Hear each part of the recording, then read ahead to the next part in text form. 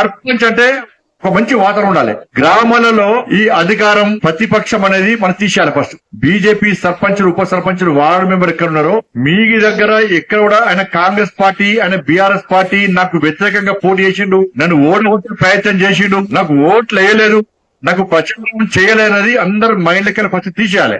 గ్రామంలో 5 సంవత్సరాలు మీరు ప్రశాంతంగా సర్పంచ్ గిరి చేయాలంటే మీరు అందరితో కలిసి మెలిసి ఉండాలి. అందరు మీకెందుకు మనకెందుకు చేస్తారు సపోర్టు?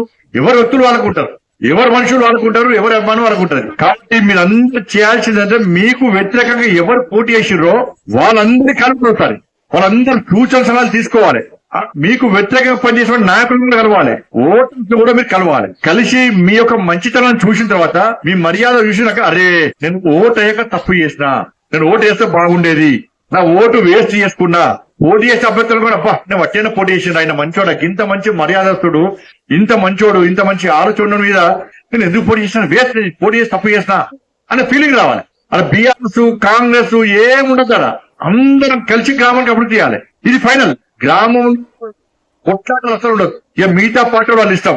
భారతీయ జనతా పార్టీ సర్పంచులు, ఉప సర్పంచులు ఉన్న కాడ, వార్డు ఉన్న కాడ ఎక్కడ కూడా ఘర్షణ వాతావరణం అసలే గ్రామంలో ఉండద్దు. మనకు పోటీ ఎవరు కాదు, మీరు సర్పంచ్ అయినా అయిపోయింది, నెక్స్ట్ మనం సేవ్ చేయడం పని. ఇది దయచేసి అందరం గుర్తుంచుకోవాలి.